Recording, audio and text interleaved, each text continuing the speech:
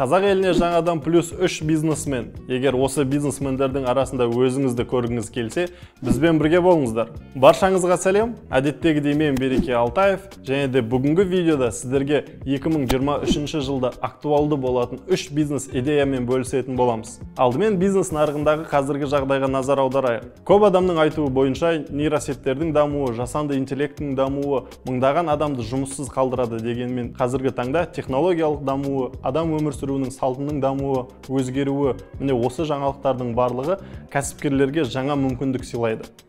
Ал 2023 жылы қандай бизнес идеяларды бастаған жөн, біз сол туралы айта кетейік. Сіздерге айтатын бірінші идеямыз ол интернет-дүкен не болмаса маркетплейстерде сауда жасау. Қазіргі технологияның дамыған заманында адамдардың басым көпшілігі заттарды не болмаса басқа да өзіне керек заттарды тек интернет арқылы сатып алғанды жөн көреді. Себебі бұл адамның уақытын экономдайды, күш-жігерін экономдайды және де өте үлкен көп артықшылықтары болады. Интернет-магазин ашудың бірнеше артықшылықтары бар. Соның біріншісіне тоқталатын болсақ, ол сізде жаһандық қолжетімділік, яғни сіздің аудиторияңыз өте кең болады. Сіз өзіңіздің дүкеніңізді ашқан қаламен тіпті мемлекетпен де шектелмей бүкіл әлемге сауда жасасаңыз болады.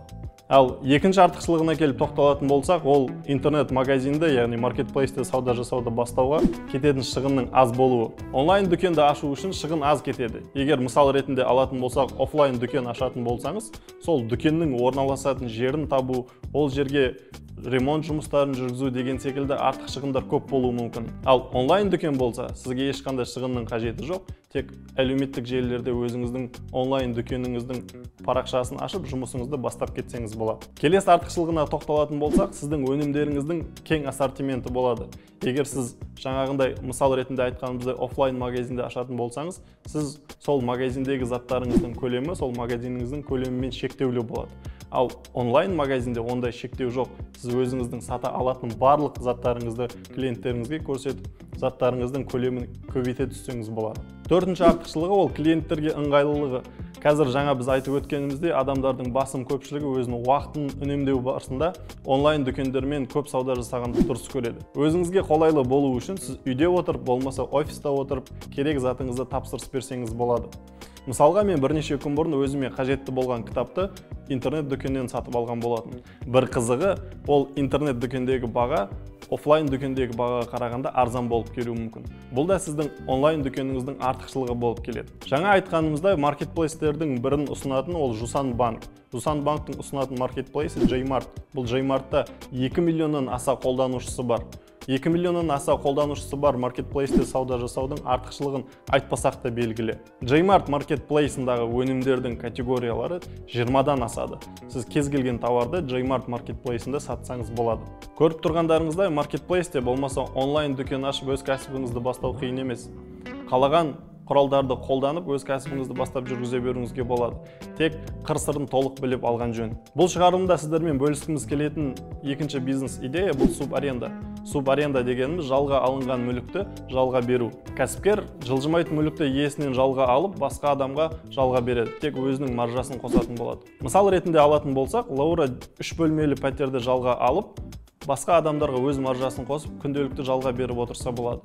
Ал екінші мысал ретінде айтатын болсақ, 200 квадрат метрлік сауда алаңын жалға алып, оны 20-40 квадрат метрден бөліп, бірнеше адамға жалға берсеңіз болады. Сіз үстінен тапқан пайданы өзіңізге қалдырып отырасыз. Субарендадан өз кәсібіңізді бастау үшін бірнеше қадамнан өтуіңіз керек. Ең бірінші қадам ол арендаға берілетін үйді табу керек болады. Екінші қадам ол тапқан үйге сұраныс болады ма, болмайды ма, соны білу керек. Сіз жылжымайтын мүлікке сұраныстың бар жоғын анықтау үшін бірнеше қадам жасайтын боласыз. Ең бірінші өзіңіз қалаған үйді табасыз, және де екінші қадам сол жылжымайтын мүліктің иесімен жолығып, сөйлесіп, келісімге отырасыз. Үшінші қадам сол ұсыныстың бар жоғын білу үшін жарнама бересіз. Сіз жарнама бергеннен соң сізге бір күннің ішінде көптеген немесе бірнеше адам хабарласатын болса, яғни сұраныстың бар дегені. Үшінші қадам меншік иесімен келісімге отыру. Келісімге отыру барысында сіз үйдің бағасын және де жөндеу жұмыстарына кететін уақытты толығымен келісуіңіз керек болады. Және де ең маңызды қадам ол субарендаға келісімін алуыңыз керек. Және де соңғы қадам ол жалға алушыларды табу керек болады. Ал оны табу үшін сіз жылжымайтын мүліктерді хабарландыру берілетін түрлі платформаларды қолдансаңыз болады. Жоғарыда айтып кеткен қадамдар сіздің ақшаңызды үнемдеуге мүмкіндік береді. Бірақ барлық тәуекелді түбімен жою мүмкін емес. Атам қазақ айтпақшы, тәуекел түбі жел қайық, өтесің да кетесің. Уайым түбі тұңғиық, батасың да кетесің. Тәуекелге бел буып, осы істі бастап кетсеңіз болады. Ісіңізге сәттілік. Келесі тоқтала кететін бизнес идеямыз ол балаларды дамыту орталығы. Қазіргі таңда балалардың жан-жақты және де сапалы дамуына аса көңіл бөлетін ата-аналардың саны көбейіп келеді. Сондықтан да осы бизнес идея туындап отыр. Оның үстіне соңғы бірнеше жылда Қазақстанда балалар туу саны күрт өскен. Мысал ретінде айтатын болсақ, 2021 жылы 446 мың бала дүниеге келген. 2020 жылы баршамыздың үйде отырғанымыздың бір артықшылығы осы. Балаларды дамыту орталығын кәсіп ретінде бастайтын болсаңыз, бірнеше категорияларға бөліп қарастыруға болады. Ең біріншісі интегративті түрде білім беруге қызығушылықтың артуы. Бұл дегеніміз ата-аналардың өз балаларының дамуына жан-жақты көңіл бөлуі. Мысалға алатын болсақ, психологиялық тұрғыда, дене шынықтыру, болмаса бір нақты пәнді бойынша білім алуын қамтамасыз еткісі келеді. Екіншісі STEM. STEM бағыты дегеніміз бұл балаларға ғылым, информатика, математика деген секілді нақты бағыттарда білім беру. Бұл білім орталықтары, болмаса даму орталықтары әрқашанда сұранысқа ие болады. Себебі біз жаңа жоғарыда айтылған нақты бағыттарда балаларға білім беріп, болашақта ғалым болуға дайындайды. Үшіншісі жеке оқыту. Әр баланың қажеттілігіне сай білім беретін орталықтар әрқашанда сұранысқа ие болатын айтпаса да белгілер. Жоғарыда айтылған артықшылықтар мен тенденцияларға қарайтын болсақ, балаларды дамыту орталығы әрқашанда сұранысқа ие болады. Жай ғана бизнес бастап қана қоймай, ұрпағымыздың кемел болашағына үлес қосқыңыз келсе, осы істі бастап көрсеңіз болады. Бүгінгі видеода біз сіздермен 2023 жылға актуалды болатын 3 бизнес идеямен бөлістік.